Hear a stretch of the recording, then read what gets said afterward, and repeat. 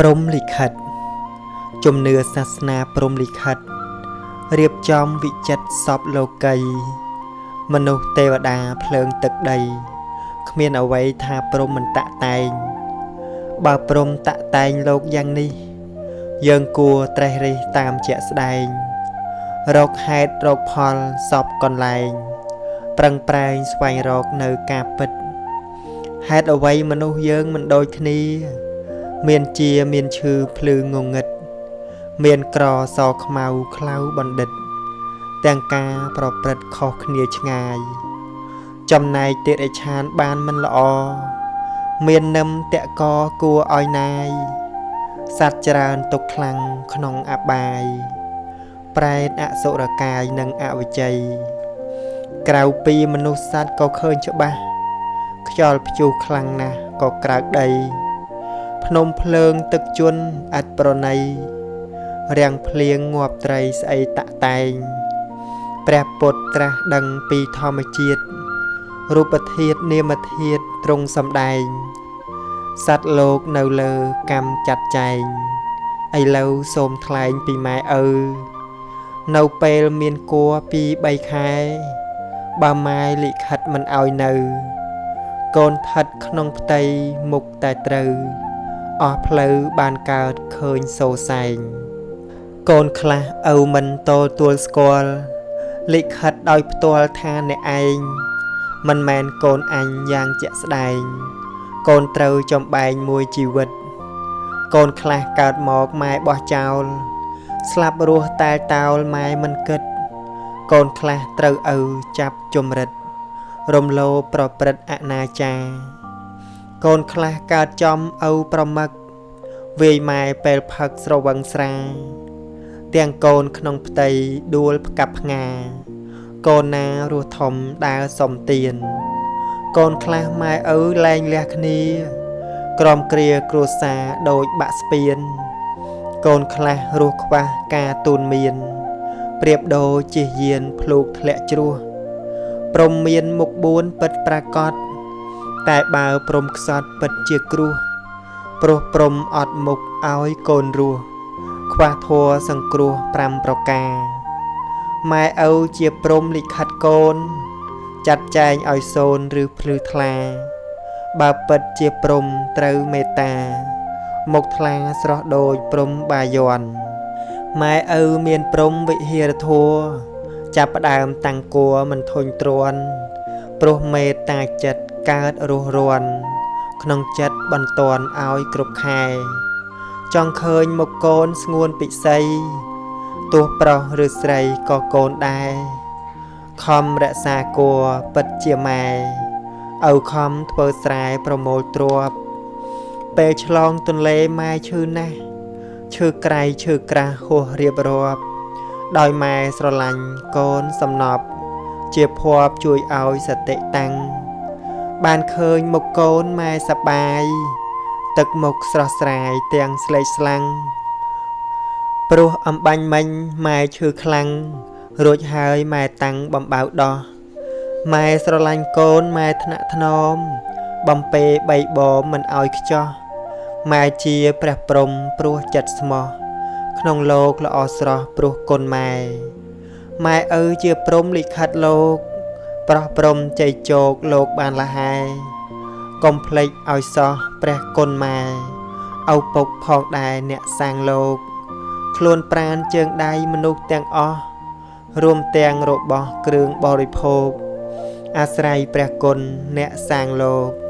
កូនស្វាងចាក់ងោកទៅបយល់ត្រូវកូនត្រូវចេះគិតអ្វីក្នុងលោកកើតព្រោះហេតុឃើញច្បាស់ក្រឡែតគុណម៉ែឪកូនរស់ធំឡើងត្រូវរកផ្លូវសងគុណម៉ែឪទៅត្រូវច្បាប់បើមិនបានសងអ្វីធំដុំកុំតែមាសមុំប្រែក្រឡាប់រត់ចេញពីផ្ទះមិនបានប្រាប់ប្រញាប់តាមប្រុសព្រោះស្នេហាចំណែកកូនប្រុសក៏ដូចគ្នាកុំធ្វើរឹកពីមនុស្សបាតផ្សាប្រគល់ខ្លួនប្រាណឲ្យស្រីស្រារោគផ្ដាច់សង្ខារចោលម៉ែឪចិញ្ចឹម10-20ឆ្នាំ កូនបានធ្វើកម្មគេអាស្រូវចោះចេញពីផ្ទះបាត់ភ្លាមទៅតាឲ្យម៉ែឪនៅសល់អ្វីអាសូរចិត្តម្ដាយពេលកូនកើតមកម៉ែសប្បាយទោះអត់ប្រាក់ចាយមិនចេញស្ដីស៊ីឈ្នួលធ្វើការប្រឹងរែកដីលំបាកម្ដេចក្ដីឥតមានធ្ងោតទូក្រមានៅ5ថ្ងៃយកដៃជូតញើសដែលវាហូរពេលនឹកដល់កូនចិត្តទន់តោញើសហូរមិនស្មើចិត្តស្រឡាញ់មានគេសួរថាខំអ្វីម្លេះថ្ងៃក្តៅសឹងឆេះមិនចេះចាញ់ម៉ែឆ្លើយថាព្រោះកូនសំឡាញ់កិតកាញ់រកប្រាក់កុំចង់លហែធ្វើម្ដេចកូនខ្ញុំកំព្រាឪតាំងតែពីនៅក្នុងពោះម៉ែខ្ញុំប្រឹងចិញ្ចឹមបីបាច់ថែរហូតតលតែឥឡូវនេះពេលនេះកូនខ្ញុំពេញកំឡោះរូបរាងស្រស់បោះមិនសំគិះខ្ញុំបានទិញកង់ឲ្យកូនជិះខ្ញុំរិះកំណាញ់តែមាត់ឯងខ្ញុំឲ្យកូនរៀនដល់ថ្នាក់ខ្ពស់ដើម្បីកូនរស់ខ្ញុំប្រឹងប្រែងធ្វើការរាល់ថ្ងៃខ្ញុំរឯងខ្លាចក្រែងតែកូនប្រឡងធ្លាក់ម៉ែឆ្លើយរៀបរាប់ពីកូនគាត់ចិត្តម៉ែមិនព្រាត់ពីកូនជាក់ចិត្តម៉ែដូចទឹកហូរទម្លាក់ហូរឥតមានទះរកកូនប្រុសកូនប្រឡងធ្លាក់ម៉ែស្លុតចិត្តអាណិតថាកូនឥតកំហុស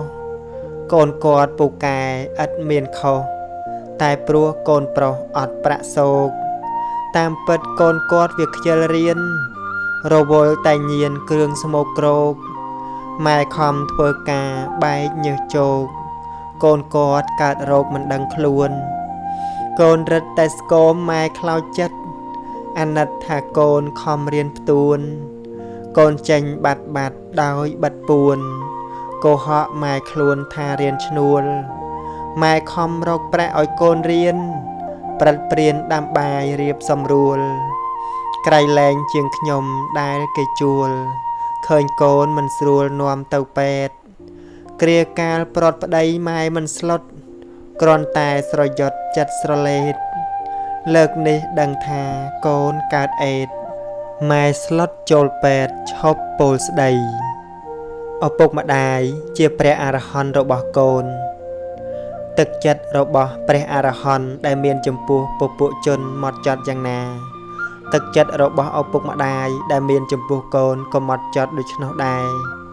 សូមកូនទាំងឡាយកុំវាយតម្លៃទឹកចិត្តរបស់មាតាបិតាដែលជាព្រះអរហន្តក្នុងផ្ទះឲ្យស្មើនឹងទ្រព្យសម្បត្តិណាក្នុងលោកឲ្យសោះ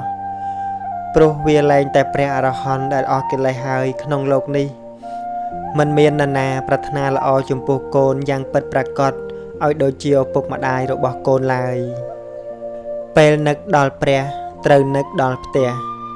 បើកូនកំពុងស្វែងរកព្រះអរហន្តដើម្បីក្រាបថ្វាយបង្គំសូមឲ្យកូននឹកដល់ផ្ទះរបស់កូនមេត្តាបិតាគឺជាព្រះអរហន្តក្នុងផ្ទះរបស់កូនព្រោះទឹកចិត្តរបស់មេត្តាបិតាមានសភាពបរិសុទ្ធដល់កូនប្រុសស្រីប្រៀបបីដូចជាទឹកចិត្តរបស់ព្រះអរហន្តដែលអស់កិលេសដូច្នោះឯងកូនត្រូវយល់ដឹងតើមានមនុស្សប៉ុន្មានអ្នកដែលបានដឹងថាមេត្តាបិតាគឺជាព្រះក្នុងផ្ទះគេច្រើនតែស្វែងរកនិងបូជាចំពោះព្រះដែលនៅក្រៅផ្ទះតែប៉ុណ្ណោះចំណែកព្រះនៅក្នុងផ្ទះដែលមានខ្យល់ដកដង្ហើមចេញចូលនៅឡើយហើយថែមទាំងនៅចិត្តបង្កើជាមួយនឹងគេគ្រប់ពេលវេលានោះគេបែរជាមើលរំលងហួសផុតទៅវិញគួរឲ្យសង្វេគដូច្នេះកូនត្រូវតែយល់ដឹងហើយបដិបត្តិនៅមង្គលមកឲ្យជីវិតរបស់កូនកុំឲ្យហួសពេលឡើយស្រឡាញ់ពេលវេលា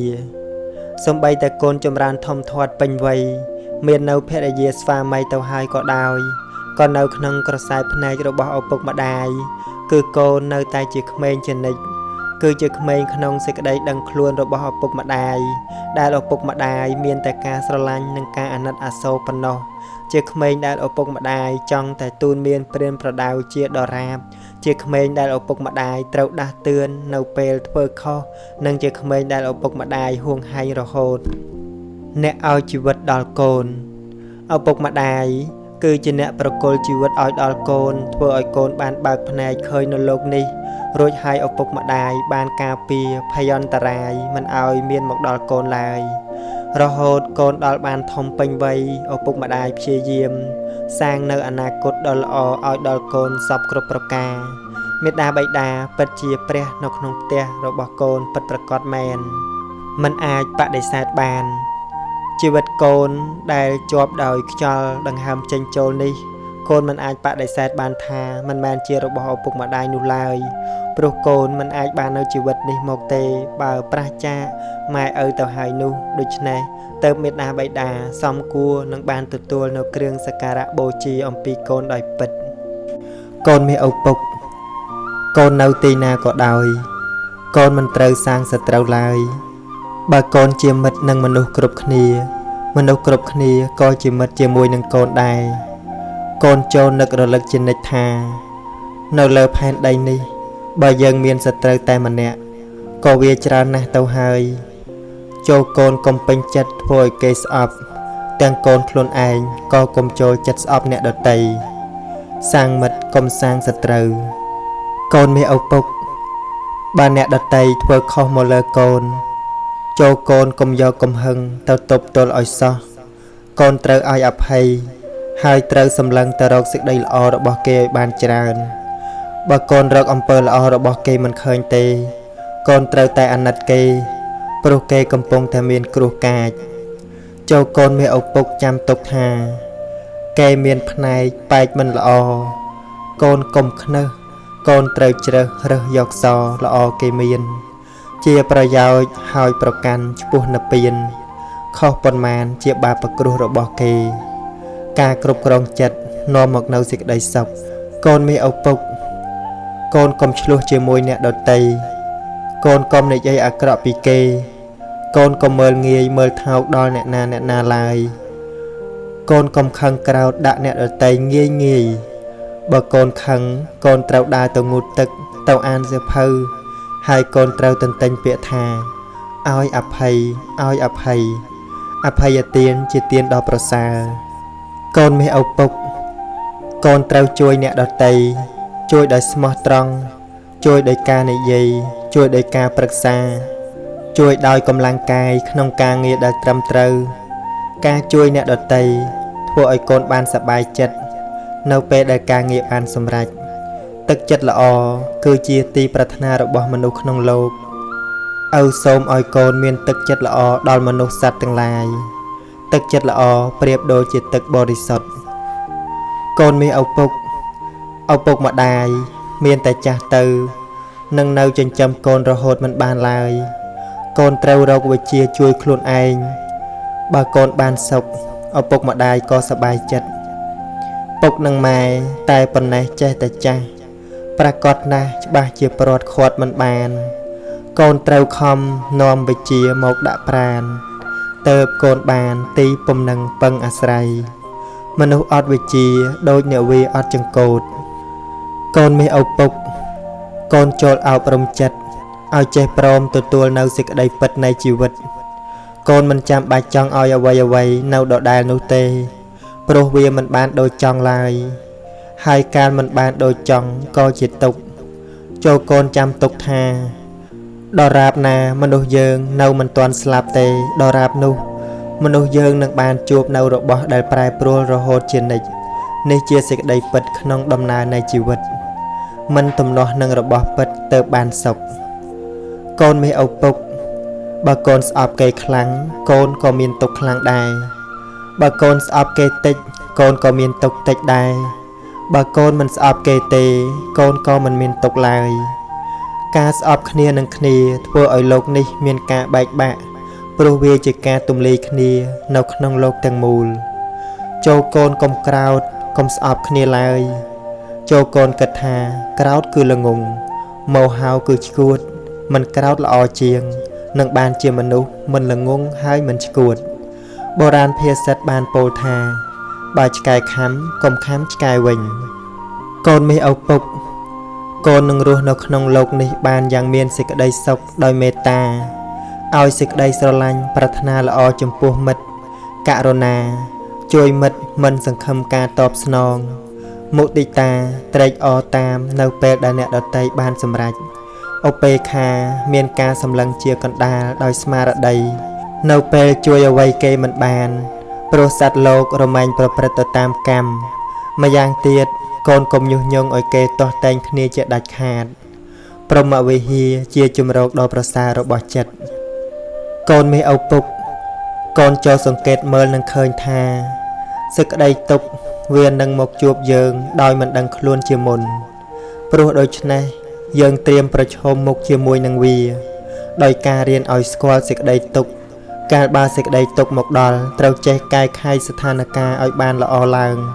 ហើយត្រូវគិតថាវានឹងកន្លងទៅកូនមេឪពុកត្រូវប្រាប់ខ្លួនឯងថាយើងកើតមកដើម្បីដោះស្រាយនៅសេចក្តីទុក្ខបើកូនធ្វើបានគ្រប់យ៉ាងដោយសុចរិតប្រាថ្នាល្អដល់អ្នកដទៃហើយកូនមិនបន្ទោសខ្លួនឯងឡើយការអស់ទៅនៃតណ្ហាឈ្នះអស់ទុក្ខទាំងពួងកូនមេឪពុកចំណង់ជាធម្មជាតិដែលកើតឡើងតាមគ្រាចំណង់ធ្វើឲ្យកូនកើតទុក្ខបើកូនចង់ច្រើនកូនមានទុក្ខច្រើនបើកូនចង់តិចកូនមានទុក្ខតិចបើកូនមិនចង់ទេកូនក៏មិនមានទុក្ខដែរប៉ុន្តែបើកូនចង់យ៉ាងត្រឹមត្រូវសេចក្តីចម្រើននឹងមានដល់កូនចង់ស្វែងរកចំណេះមកដាក់ខ្លួនចង់កសាងខ្លួនឲ្យបានជាមនុស្សល្អគឺជាចំណង់យ៉ាងត្រឹមត្រូវប៉ុន្តែឪសូមផ្ដាំកូនត្រូវមានចិត្តត្រជាក់ហើយគិតឲ្យបានល្អការចេះដឹងក្នុងហេតុផលនាំឲ្យមានចិត្តត្រជាក់កូនមេឪពុកពេលកូនយល់ព្រមឬសន្យាជាមួយអ្នកណាកូនត្រូវគិតឲ្យស្រួលបួលកុំរសេមរសាមកូនត្រូវឲ្យច្បាស់លាស់ក្នុងការងារសុចរិតហើយត្រូវប្រព្រឹត្តតាមសន្យាកូនកុំជាមនុស្សលេះលោះឡើយបើកូនធ្វើខុសកូនត្រូវចេះសូមអភ័យទោសរួចហើយកូនត្រូវតែប្រឹងប្រែងកុំធ្វើឲ្យខុសលើកក្រោយទៀតកំហុសទុកជាគ្រូតែកុំខុសដដែលកូនមេឪពុកកូនចូលចាំទុកការអនុគ្រោះដល់ក្រៃលែងជាទីបំផុតគឺការឲ្យអភ័យរីឯការទទួលដែលសមគួរបំផុតសម្រាប់មនុស្សយើងគឺការទទួលធម្មទានដើម្បីយកមកបដិបត្តិធម៌រមែងរក្សានៅអ្នកប្រព្រឹត្តធម៌កូនមេឪពុកសេចក្តីអត់ធន់ចំពោះការសិក្សារកការចេះដឹងប្រសើរជាងសេចក្តីអត់ធន់ចំពោះភាពតល់ក្រកូនរបស់ឪចូលអត់ធន់និងប្រឹងប្រែងតស៊ូក្នុងការសិក្សារៀនសូត្រខំរៀនឲ្យដឹងរបស់ផ្សេងនៅជុំវិញជីវិតហើយនាំយកការចេះដឹងមកប្រកបការងារដើម្បីកុំឲ្យជួបប្រទះនៅភាពលំបាកនិងដែលជាការសំខាន់ណាស់ទៅទៀតនោះគឺកូនអាចនឹងជួយអ្នកដទៃបានកើតមកជាមនុស្សត្រូវកសាងសមត្ថភាពកូនមេឪពុកវិធីដែលនឹងធ្វើឲ្យកូនបានជាមនុស្សឆ្លាតនិងចេះដឹងសពគ្រប់នោះមិនជាការលំបាកឡើយគឺគ្រាន់តែកូនអានសៀវភៅឲ្យរាល់ថ្ងៃហើយនៅពេលអាននោះកូនត្រូវមានចិត្តតាំងមាំផងការអានសៀវភៅជាអង្គប្រកបមួយខាងក្រៅនៅមានអង្គប្រកបមួយទៀតដែលជាខាងក្នុងគឺយោនិសោមនសិការៈបានដល់ការពូកែគិតក្នុងហេតុផលអង្គប្រកបទាំងពីរនេះនាំឲ្យបានចម្រើននៅបញ្ញាចំណេះចេះដឹងមានប្រយោជន៍ណាស់កូនត្រូវខំប្រឹងប្រែងស្វែងរកយកមកដាក់ខ្លួនកូនមាសឪពុកកូនចូលចាំទុកថាសេចក្តីទុកនោះឯងវាខ្លាចស្នាមញញឹមណាស់គ្រាន់តែកូនញញឹមតែបន្តិចប៉ុណ្ណោះសេចក្តីទុកក៏កិច្ចខ្លួនទៅបាត់ហើយតើកូនដឹងទេថាសេចក្តីទុកនោះវាចូលចិត្តអ្វីគឺសេចក្តីទុកចូលចិត្តមនុស្សណាដែលសម្លឹងមើលលោកនេះក្នុងផ្នែកអាក្រក់ដូច្នេះកូនត្រូវចេះសម្លឹងមើលលោកនេះក្នុងផ្នែកល្អផ្នែកល្អបំផុតក្នុងលោកនេះគឺសេចក្តីពិតសេចក្តីពិតមានរសឆ្ងាញ់លើសអស់រសទាំងពួងកូនមេឪពុកពេលវេលាមិនធ្លាប់នៅស្ងៀមឡើយកូនឪក៏ដូចគ្នាកុំបញ្ឈប់ការព្យាយាមឲ្យសោះព្រោះបើកូនឈប់ព្យាយាមពេលណាជីវិតកូនក៏ដូចជាស្លាប់នៅពេលនោះដែរប្រៀបដូចជានាឡិកាដែលអស់ថ្មវារមែងងាប់គឺឈប់ដើរអញ្ចឹងឯងសូមកូនឪកុំស្លាប់ទាំងរស់ឲ្យសោះព្យាយាមនាំឲ្យឆ្លងរួចពីអន្លង់ទុក្ខកូនមេឪពុកបើកូនរងចាំនៅអ្វីមួយ កូនត្រូវមានចិត្តត្រជាក់ជាប្រក្រតីកូនត្រូវជាមនុស្សចេះអត់ធន់រងចាំដោយមិនអន្ទះសាมันមានមនុស្សណាក្នុងโลกនេះដែលមិនធ្លាប់រងចាំនោះឡើយព្រោះការរងចាំជាសន្តានចិត្តរបស់មនុស្សគ្រប់គ្នាតែសូមឲ្យកូនពូកែក្នុងការរងចាំកូនត្រូវរករបស់ដែលមានប្រយោជន៍ដល់ជីវិតធ្វើកំដរក្នុងរវាងការរងចាំនោះទៅដូចជាការអានសៀវភៅឬការសរសេរអត្ថបទកំណាព្យជាដើមកុំទំនេរក្នុងកិច្ចការព្រោះថាពេលវេលាមិនសម្បូរឡើយកូនមានឪពុកការក្រែងចិត្តជាសម្បត្តិរបស់មនុស្សល្អបើកូនទៅណាមកណាកុំឲ្យគេរងចាំមុននឹងកូនទៅទីណាកូនត្រូវប្រាប់អ្នកធំក្នុងផ្ទះឬក្នុងកន្លែងនោះកាលបើគេបានដឹងហើយគេនឹងជួយទំនុកបម្រុងកូនក្នុងកិច្ចការដែលចាំបាច់សុជីវធម៌កើតមកពីការក្រែងចិត្តអ្នកដទៃកូនមានឪពុកធ្លាប់ចាញ់អ្នកដទៃប៉ុន្តែឪពុកមិនធ្លាប់រុញរាថយក្រោយទេកូនមានឪពុកក៏ដូចគ្នាដែរទោះបីចាញ់ក៏កុំរុញរាថយក្រោយឡើយហើយកូនឪនឹងបានឈ្នះកាលដែលកូនបានឈ្នះចូលកូនកុំមើលងាយអ្នកចាញ់ឲ្យសោះព្រោះកាលមើលងាយជាចំណុចខ្សោយរបស់អ្នកឈ្នះព្រះពុទ្ធទ្រង់បានត្រាស់សម្ដែងថាអ្នកឈ្នះតែងប្រទះនៅពៀអ្នកចាញ់រមែងដេកជាទុក្ខដូច្នេះចូលកូនចាំទុកថាมันមានការតស៊ូណាឲ្យប្រសើរជាងការតស៊ូយកឈ្នះចិត្តអាក្រក់របស់ខ្លួនឯងឡើយសុខដតីក្រៅពីសេចក្តីស្ងប់មិនមានឡើយកូនមានឪពុកចូលកូនដឹងទុកជាមុនចុះថារបស់4យ៉ាងជារបស់សូមបានដោយលំបាកជារបស់ដែលមិនងាយសូមបានតាមបំណងឡើយ 1. សូមមាសប្រាក់ទ្រព្យសម្បត្តិ 2. សូមយសនឹងបរិវារ 3. សូមការរស់នៅអស់កាលជាយូរអង្វែង 4. ក្រោយពីស្លាប់សូមឲ្យបានទៅកាន់សុគតិភពទាំង4នេះកូនមាសឪពុកមិនត្រូវសូមពីអ្នកណាឡើយត្រូវតែធ្វើយកដោយខ្លួនឯងអ្វីៗក្នុងលោកកើតអំពីហេតុកូនមាសឪពុកកូនចូលចាំទុកថា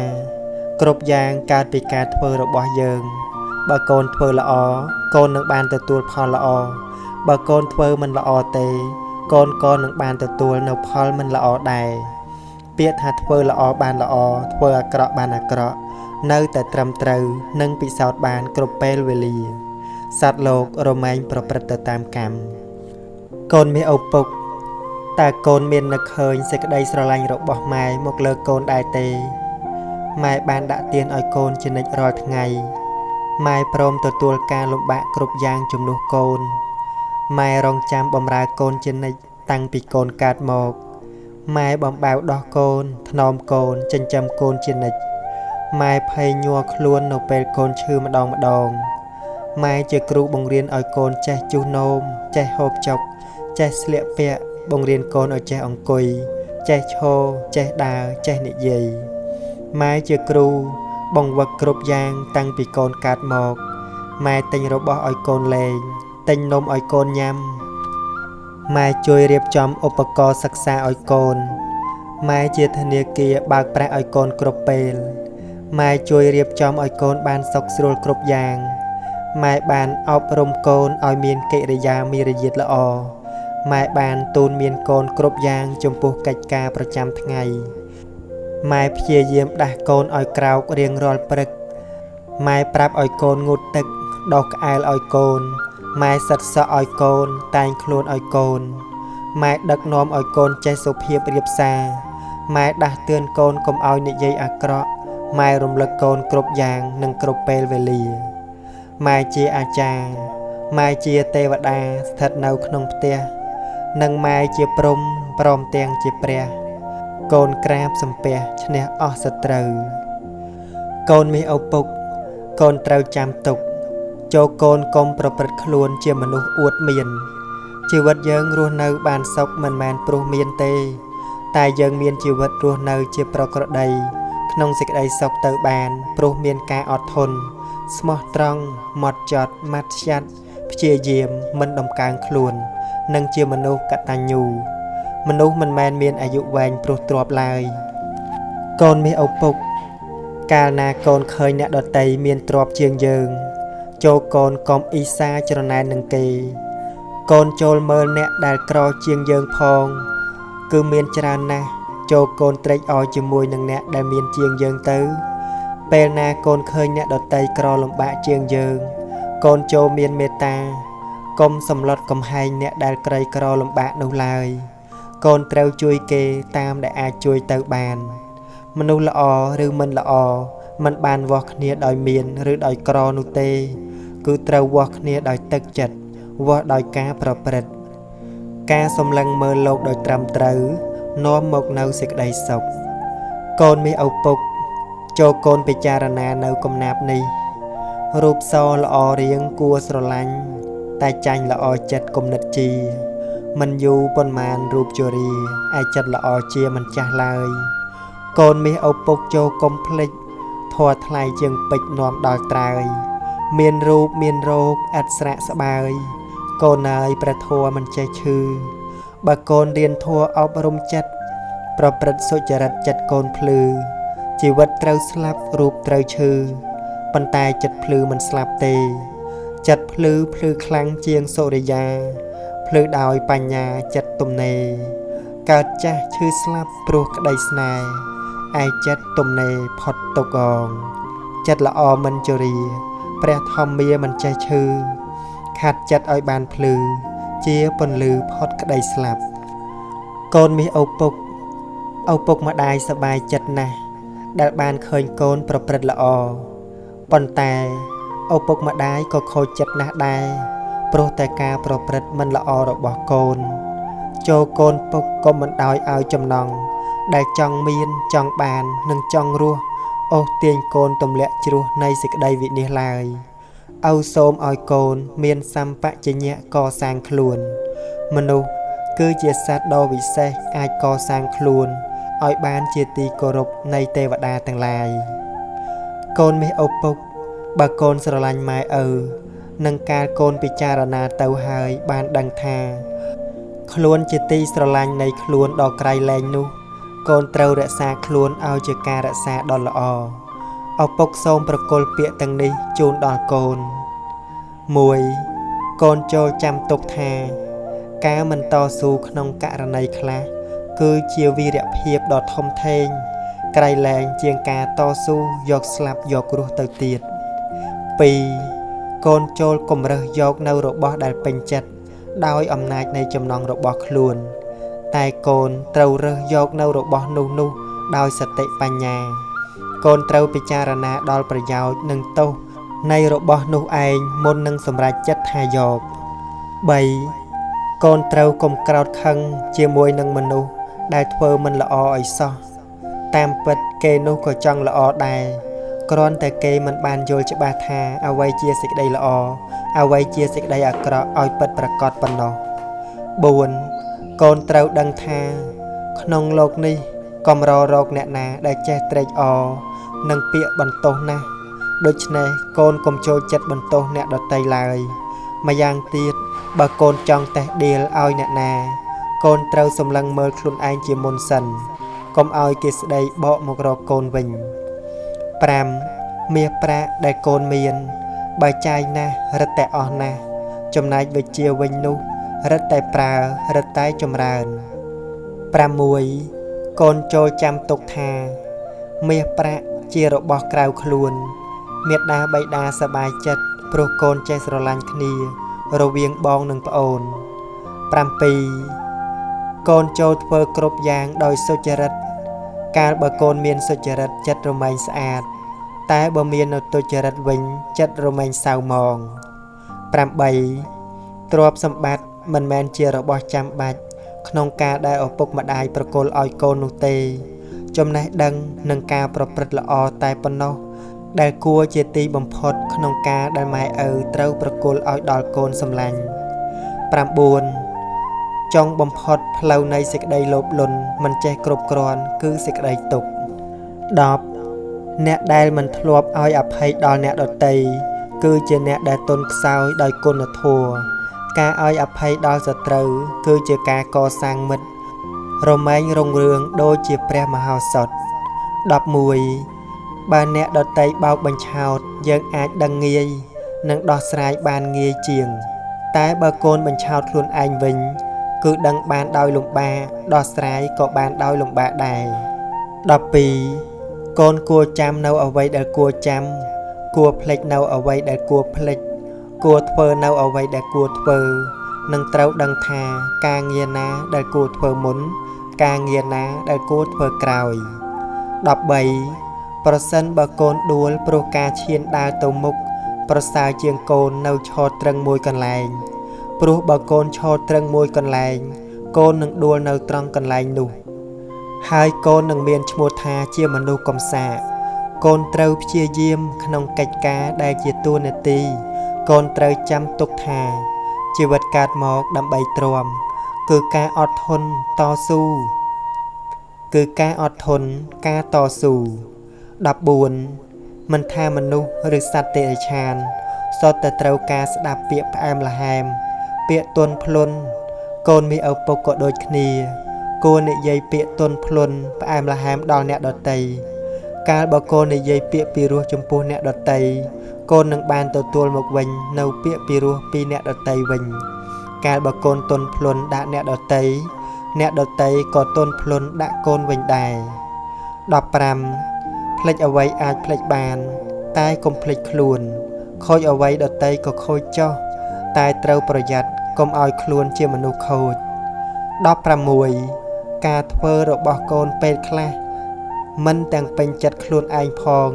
តើនឹងឲ្យអ្នកដតីធ្វើនៅអ្វីត្រូវចិត្តរបស់កូនបានរហូតនោះយ៉ាងដូចម្ដេចទៅកាលកូនគិតឃើញដូច្នេះហើយកូននឹងមិនខឹងក្រោធជាមួយនឹងអ្នកដតីឡើយ17កូនមានឪពុកធម្មជាតិមិនដែលឲ្យអភ័យដល់អ្នកណាឡើយអ្នកណាធ្វើយ៉ាងណាត្រូវបានទទួលយ៉ាងនោះតែធម្មជាតិបានឲ្យឱកាសដល់មនុស្សយើងគ្រប់គ្នាគ្រាន់តែថាដោយច្រើនមនុស្សយើងមិនចេះទទួលយកនៅឱកាសនោះមកកសាងខ្លួនឬយកមកកែខ្លួនប៉ុណ្ណោះឯង18កូនចោលអ្វីផ្សេងបានតែកូនកុំបោះបង់ខ្លួនឯងចោលឲ្យសោះព្រោះក្នុងโลกនេះមិនមានអ្នកណាជាទីពឹងរបស់កូនក្រៅអំពីខ្លួនកូនឯងឡើយ19កូនត្រូវដឹងថាអ្នកក្លាហានគឺអ្នកដែលអាចបង្គាប់បញ្ជាខ្លួនឯងបានជាចៅវាយនាយលើខ្លួនឯងមិនមែនមានតណ្ហាឬសេចក្តីក្រោធខឹងជាចៅវាយនាយឡើយ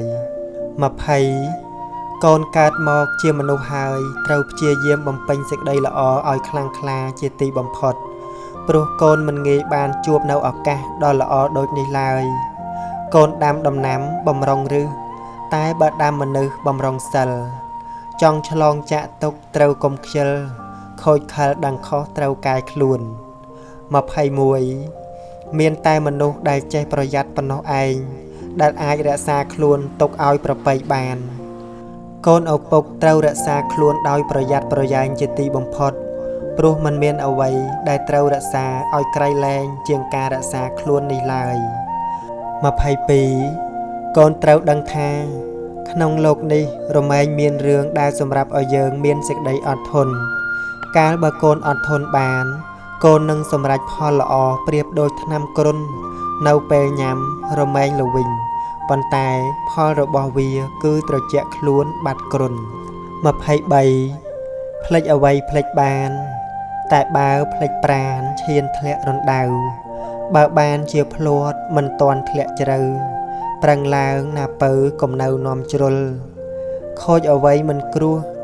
តែបើខូចឈ្មោះមិនងាយជួសជុលកូនត្រូវប្រយ័ត្នកុំងប់ងងុល